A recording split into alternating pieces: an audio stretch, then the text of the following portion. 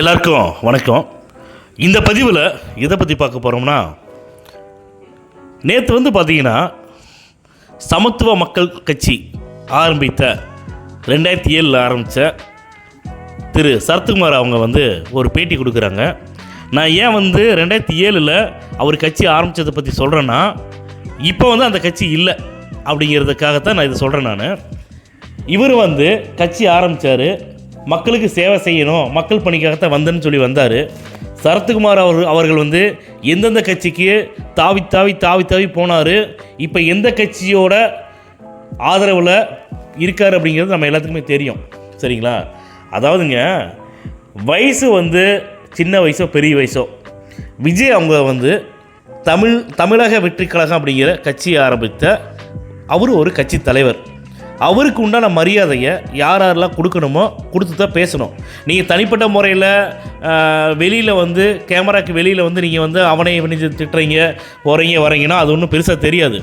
ஆனால் கேமரா முன்னாடி, on camera முன்னாடி தமிழ்நாட்டை ஆளக்கூடிய தகுதியுள்ள தமிழக மக்களுடைய அதிக பெரும்பான்மை ஆதரவுள்ள ஒரு தலைவனை பார்த்து நக்கீரன் கோபால் அவங்க உன்னை வெட்டிடுவேன், குத்திடுவேன், செருப்பால் அடிச்சிருவேன், உன்னை ஓடோட விரட்டி வெட்டுவேன்னு சொல்லி தகாத வார்த்தையை கடுமையாக பேசினார்ல. அப்போ பேசும்போது இந்த சரத்குமார் ஐயா எங்கே போயிட்டாங்க? தூங்கிட்டாங்களா? அப்போ நக்கீரன் கோபால் பேசினார்ல, அப்போ ப்ரெஸ் மீட் உங்களை பத்திரிகையாளர் சந்தித்து பேசும்போது ஏன் நீங்கள் சொல்ல வேண்டியதானே? ஆமாம், நக்கீரன் கோபால் பேசுனாங்க விஜய் அவங்கள, அதனால் விஜய் கட்சியில் இருக்கக்கூடிய ஆதவர்ஜுனா தொடரா பார்க்கலாம், முடிஞ்சா நீ தொடரான்னு சொல்லி போட்டு சவால் விட்டு பேசினார்ல அப்படின்னு சொல்லி நீங்கள் சுட்டி காட்டியிருந்தீங்கன்னா, நிஜமாகவே சொல்கிறேன், சரத்குமார் சாருக்கு நான் ஒரு கும்பிடு போட்டிருப்பேன். ஆனால் அவர் என்ன சொல்கிறாருன்னா, அவங்க வெட்டுறேன் குத்துறேன்னு சொன்னால் நீங்கள் சொல்லுவீங்களா அப்படின்னு சொல்லி கேட்டால், உண்மையிலேயே நான் சொல்கிறேன், சரத்குமார் ஐயாவுக்கு உண்மையிலேயே மனசாட்சின்னு ஒன்று இருக்கா, இல்லை மனிதநேயம்னு ஒன்று இருக்கா?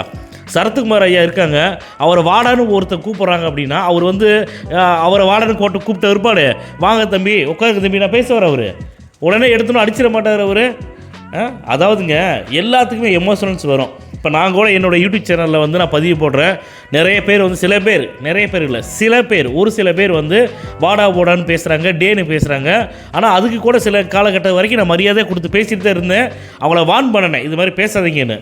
திரும்ப வாடா போடான்னு டேன்னு பேசும்போது நம்மளும் பேசக்கூடிய இடத்துக்கு தள்ளப்படுறோம். இப்போ தெரியுதா மக்களே, விஜய் அவங்க மீது நடிகர்களாக இருக்கட்டும், திமுக காரங்களாக இருக்கட்டும், விஜய் பிடிக்காதவங்க எவ்வளோ வைத்தறிச்சல் இருக்காங்கிறது சரத்குமார் அவரோட பேட்டியில் தெரியும். அதனால் 2026 விஜய் அவர்களை தான் முதலமைச்சராக நம்ம தேர்வு